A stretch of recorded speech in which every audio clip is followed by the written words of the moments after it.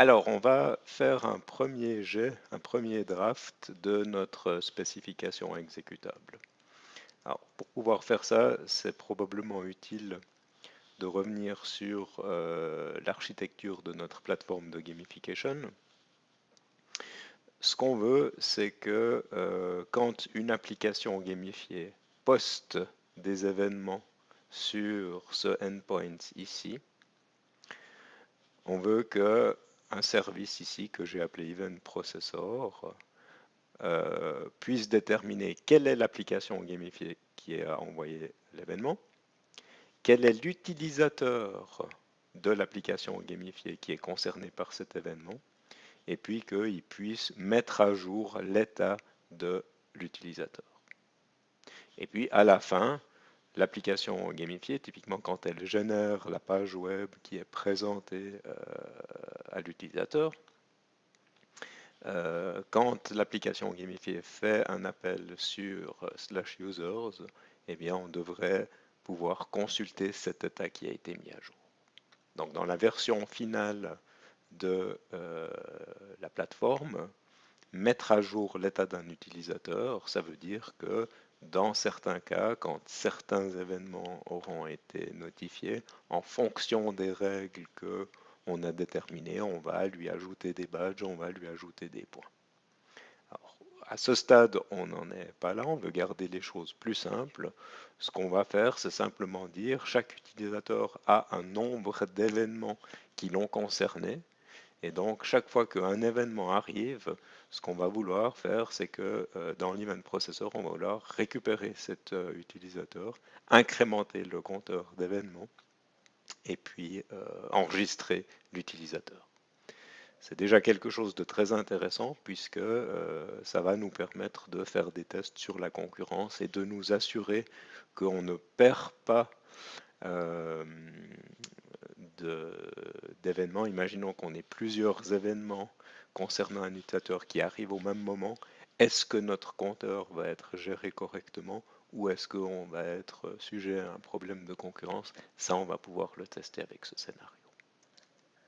Donc ça, c'est ce qu'on veut faire. Donc, pour pouvoir faire ça, on va créer un nouveau scénario Gherkin. Donc, je vais ici créer, ou je vais dupliquer celui-ci, je vais copier ça, je vais coller ça, et puis on va appeler ça Simple Event Processing. Et entre parenthèses, celui-ci, je vais le renommer. Et puis, je vais appeler ça Registration Feature. Voilà. Donc, ce qu'on va faire, c'est décrire une fonctionnalité qui est le simple, le traitement d'événements simples. Et puis, on va introduire ici un nouvel élément de la syntaxe Gherkin, qui est ce langage pour écrire nos spécifications exécutables. Cet élément, c'est l'élément background, où on a la possibilité de d'écrire quelque chose qui va être exécuté au départ de chaque scénario. Donc ça permet de créer un état, de mettre la plateforme dans un état particulier avant de dérouler les scénarios et de faire les assertions. Donc notre background, ce qu'on va dire, c'est given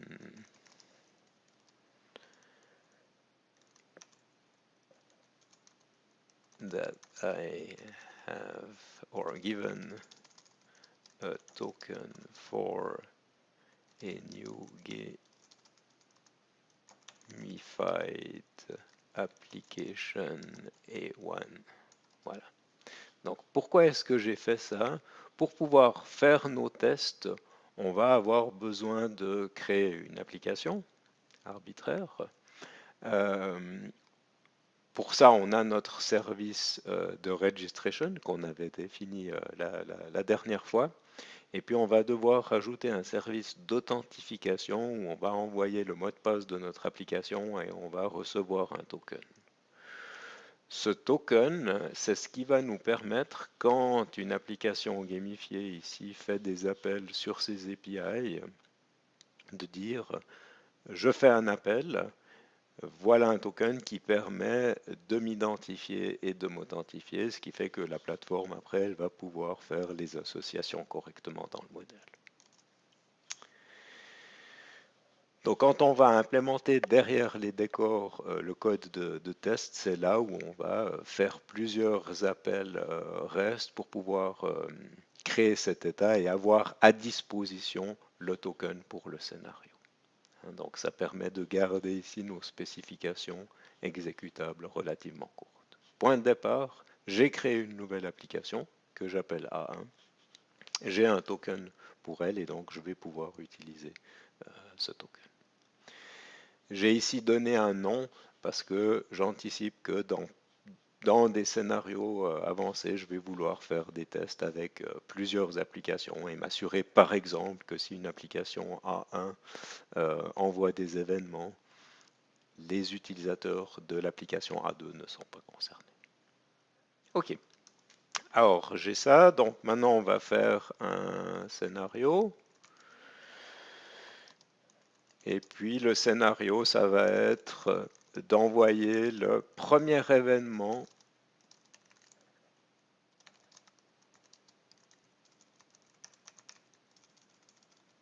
Mified Application.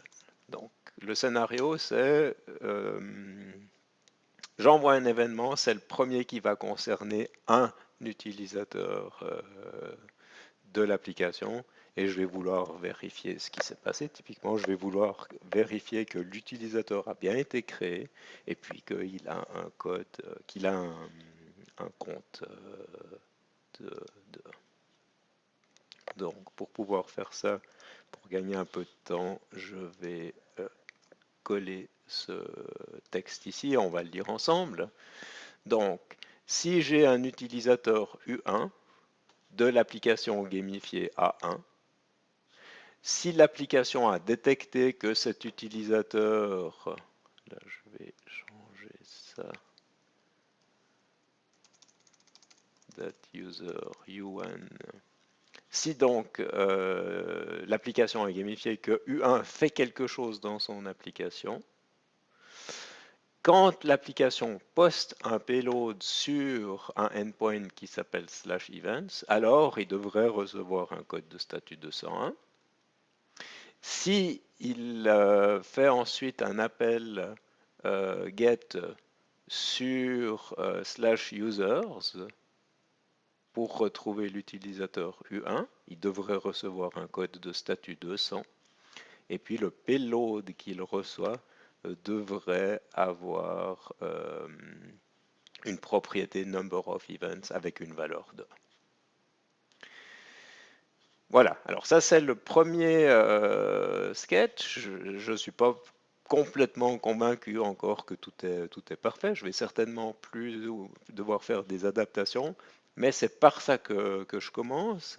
D'avoir écrit ça, ça a déjà mis en évidence des endpoints que j'ai pas encore dans ma spécification. Ça a mis en évidence des DTO, donc c'est ce que j'utilise pour commencer à réfléchir et à préparer ma conception. Donc c'est ce que j'ai fait ici. Maintenant, ce que je vais faire, c'est exécuter ça. Et puis on va dans la console bien regarder parce que de nouveau, ça on l'avait vu la dernière fois. Cucumber me dit ah mais attention, dans le scénario on utilise des steps. Et puis ces steps n'existent pas encore. Donc ce code ici, je vais le copier. Et puis je vais venir dans ce package ici. Je vais faire une nouvelle classe que je vais appeler Event Processing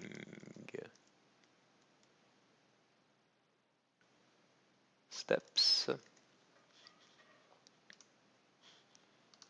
Et puis, je vais les coller ici.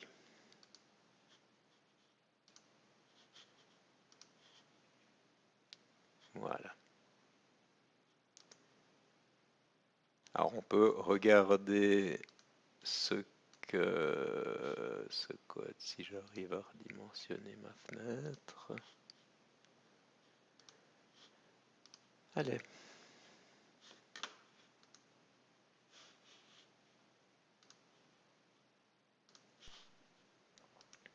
Alors on regarde le code qui a été généré, on voit des choses qui sont assez intéressantes.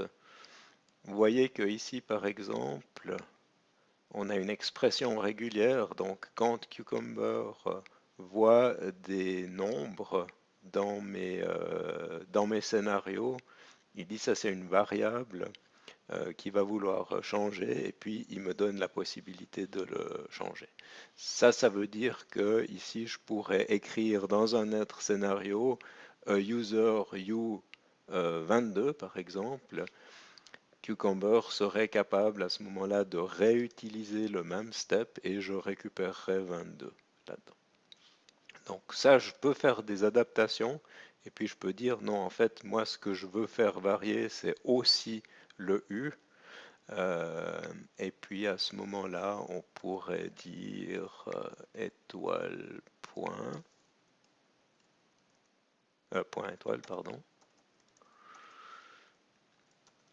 Et puis à ce moment-là, ce que je récupérerais, ce serait une chaîne de caractères que j'appelle ici user ID. Et puis si je fais la même chose ici, point étoile, là je vais récupérer une chaîne de caractères qui sera application ID. Ou on va dire plutôt user et application.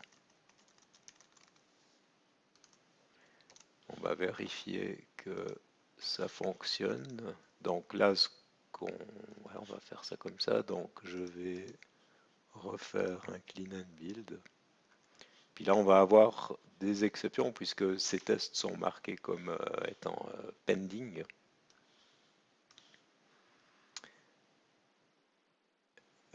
Vous voyez ici tous les tests qui sont en pending, qui sont en tout doux. Ok, donc là, vous voyez, on a fait ce premier draft. On va vraiment devoir le retravailler après, mais c'est ce qui m'a permis de commencer à réfléchir à mes endpoints et à mes payloads. Et donc, dans la prochaine étape, on va revoir notre spécification d'API. On va commencer à préparer ici notre API, et puis après, on va revenir sur le code d'exécution exécutable.